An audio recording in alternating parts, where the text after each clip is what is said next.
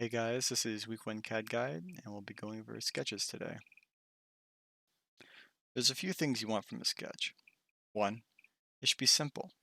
The more complicated you make it, the harder it will be for your teammates to understand, and the harder it will be for you to change down the line. Two, it should be responsive. Designs change all the time, so does your sketch. Robust. When those changes do come, how does your sketch react? Does it fall apart or does it hold together? With responsive CAD, it comes down to geometries and patterns. When CADing, patterns are your best friend. They allow you to propagate several operations over your sketch without needing to redo them each time. For instance, if I built a pocket and I wanted several pockets in a line evenly distanced, the rectangular pattern will let me do that in one simple step after having the first pocket. Constraints allow you to define geometries on your sketch, like two lengths are equal, or these two lines should be perpendicular. By defining these with constraints, you lessen the amount of dimensions you need to manually set. If a sketch is made right, you can dynamically change aspects of it without actually needing to recreate the sketch. For instance, if your width or height changed, you need to only change one parameter, and the rest of it will cascade with it. Another way to do this is with parametric CAD. Parametric CAD will allow you to set variables to certain dimensions on your sketch, and those will be automatically updated when you change the source for that parametric CAD. You'll see more on this in Week 1 special topics after you finish this guide. There's a few questions you should always be asking yourself as you design a sketch, so that by the end of it, you don't end up with something you can't use. Some of these pertain to how does my sketch relate to itself? How does my sketch relate to other sketches? And when I want to make this a reality, how do my sketch features translate into real things? Applying these questions to a part, you may come up with these answers. For instance, how do I expect this sketch and part to change in the future? Well, if I know it was a wheel, I could say I want my radius and thickness to be able to change because the design may require different dimensions for that wheel. I was wondering, how do I want the elements of the sketch to relate to other elements within the sketch? You could take a puzzle fit, for example.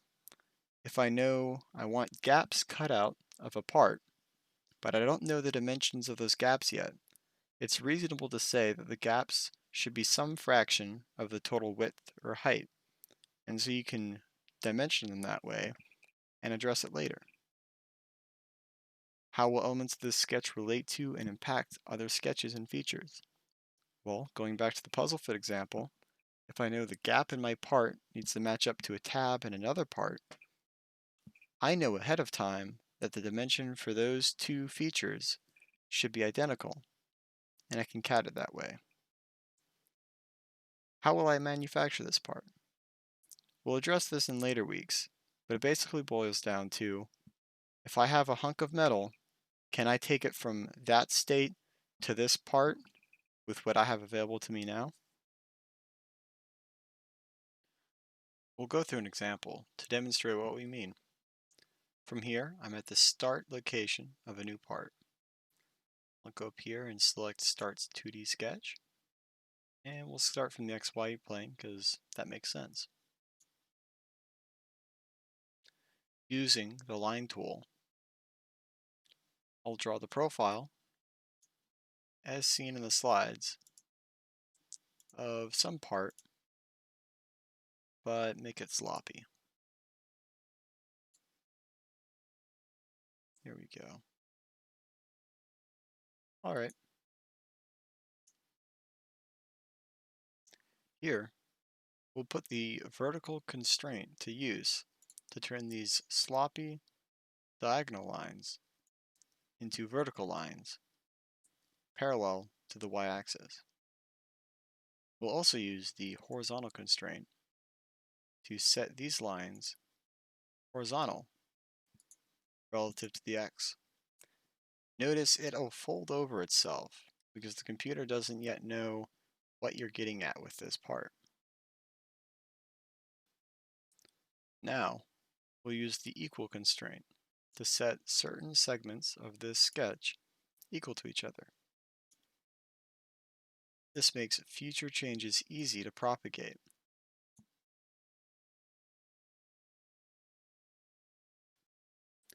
And now, we'll use one of the more powerful constraints in our toolbox. First, we'll go ahead and fix this sketch a little bit by dragging up the segments manually. And then we'll use the coincident constraint. This allows us to manually set two properties, two elements equal to each other in the 3D space.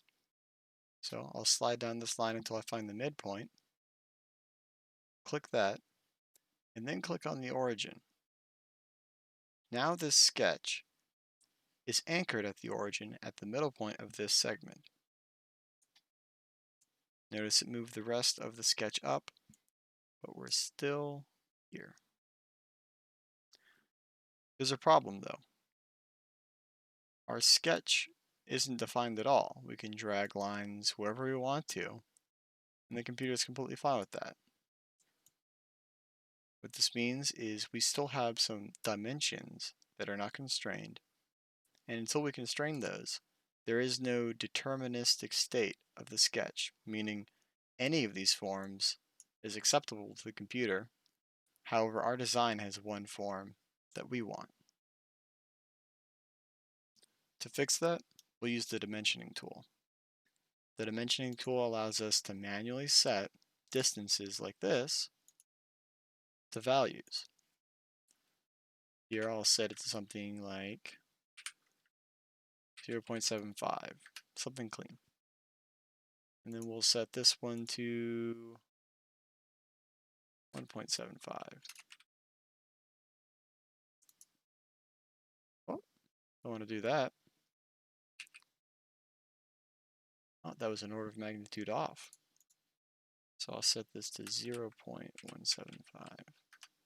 There we go. And you'll notice after I set that, the one down here was also set. And I'll go ahead and dimension a few of these left. Oh, grab the tool. 0.45. And we'll say something like the entire height is 0.8. And now we're fully constrained. You'll notice in the bottom right, it even says fully constrained, and all of the graphics have returned to black. The coloring on these graphics change from the year to year in Inventor, but normally it's easy to tell when something's fully constrained.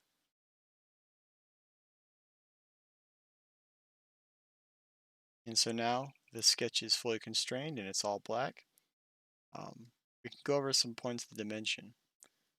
For instance, I set this one to 0.75, and that is a literal value. But you could set this to maybe a parameter if you're doing parametric CADing. Or set it to a fraction, and it will automatically calculate it for you. Now, of course, 1/8 doesn't really comply with the dimensions. The point stands. Also, if you're curious about a dimension of a sketch, but it's not listed, the measure tool will tell you what it is. And you see that lines up. Now that our sketch is finished, let's put it to work. We'll finish up by literally clicking Finish Sketch. And then we'll make a 3D model out of it. So going up here to the Revolve option, I click on that. Identify. This is the sketch I want to use for the profile. You'll see in here it wants a profile. It wants an axis, so I'll give it this one. And there we go. It revolves that around the given axis, which in this case is the y-axis, but could be anything, even some construction line that you create. But once you finish that up, you hit OK. And now we have this nice part built out of the one sketch we made. We won't always start our sketches from some abstract plane like the XY plane.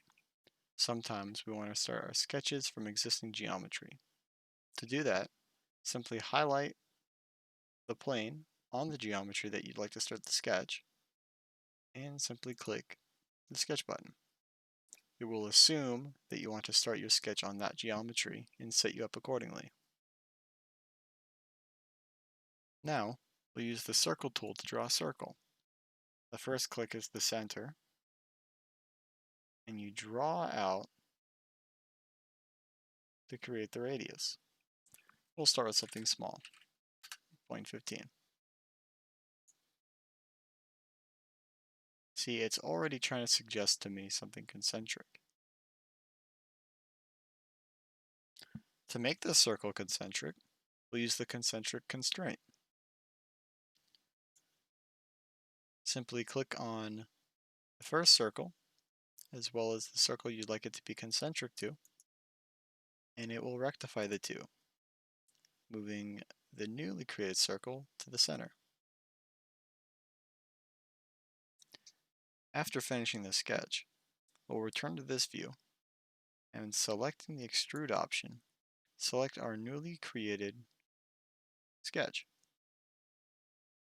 Extruding it a distance of 0.375, we'll hit OK.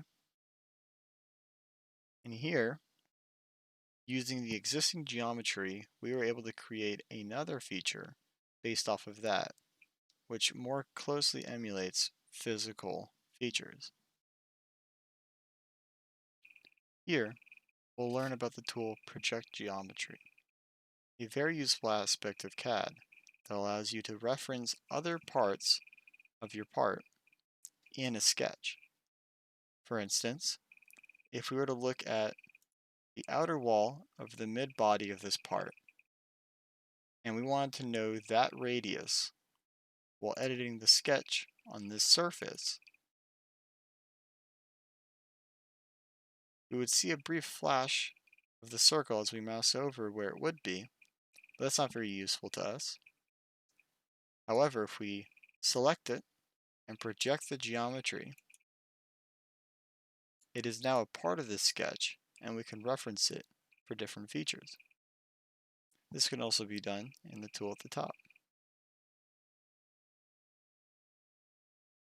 First, we'll make it a construction line. So you want to highlight the line, select this feature,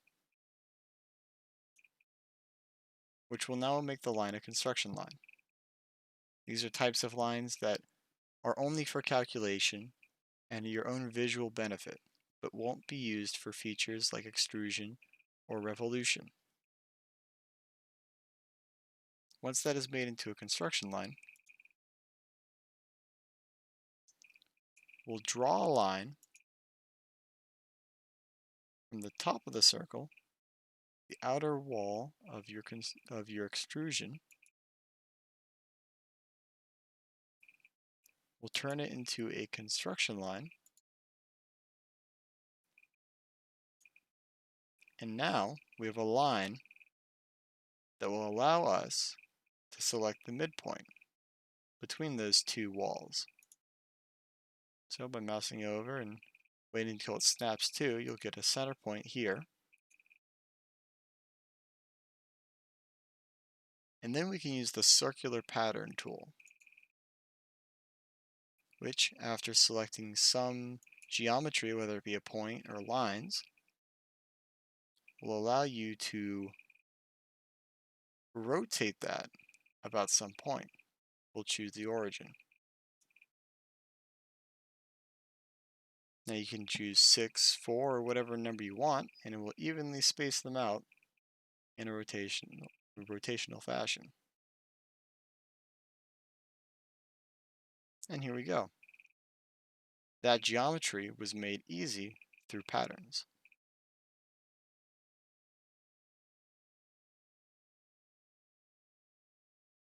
Now, we'll show how you can arrive to the same part with different methodologies. First, open up a new part.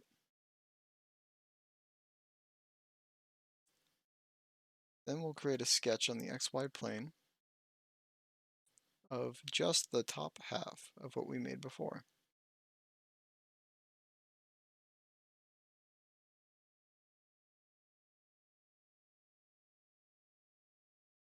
You don't need to close this one. Now, we'll mirror it across the x-axis by making it visible.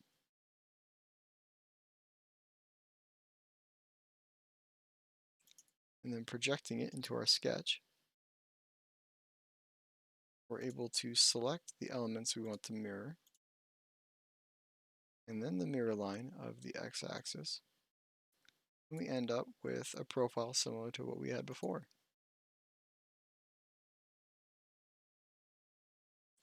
We'll go ahead and finish the sketch without any dimensions, because this is just a proof of concept. But after revolving it, you can see that it looks very similar to what we had before.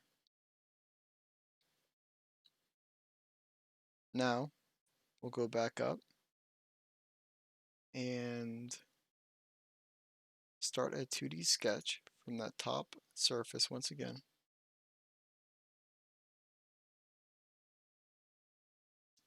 We'll project the geometry of the outer wall like we did last time. But now we're going to use the offset tool, selecting the projected geometry and then offsetting it inwards.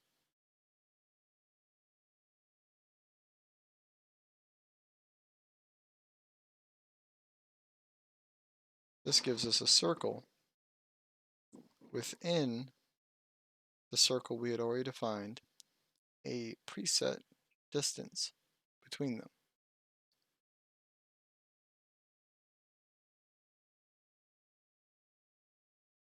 Now we'll just finish this sketch and extrude it up using the same boss extrude we did last time.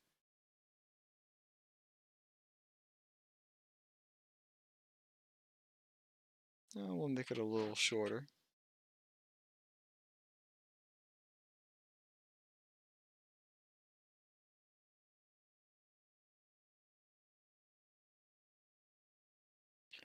Now we'll start a 2D sketch on this upper plane. We'll project in the geometry of the inner body's wall, and then using that as a guide, drop a point on the y-axis, somewhere in between. But this time, we'll dimension the point and the origin to give us greater control. So maybe we don't want it exactly halfway between. Maybe we want it a certain distance from the origin. With this, we can define that. So I'll say 0.8.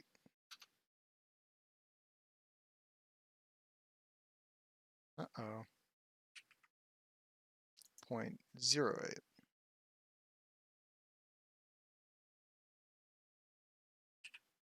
There we go.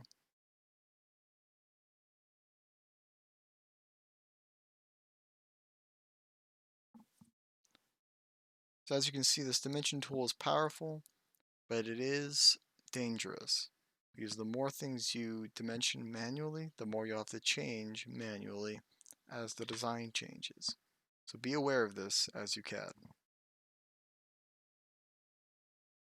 From here, we can use the circular tool once again, looking this is the geometry and the origin as the axis.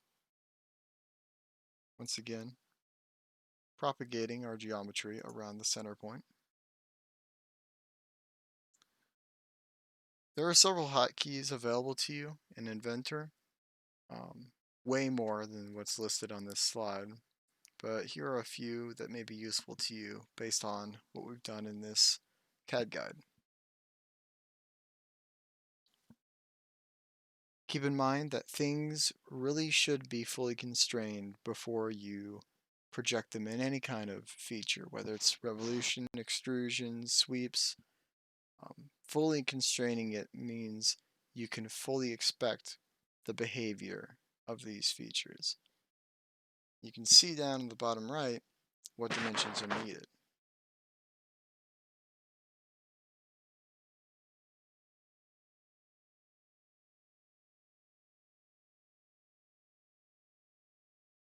You can also name certain dimensions. So for instance, I have the distance from this point to the origin. I can name it radius.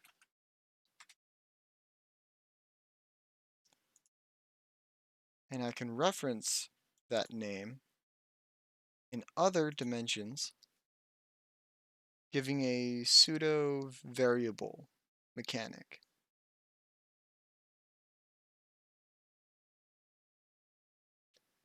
There's a lot of resources out there, and you'll never know everything about CAD.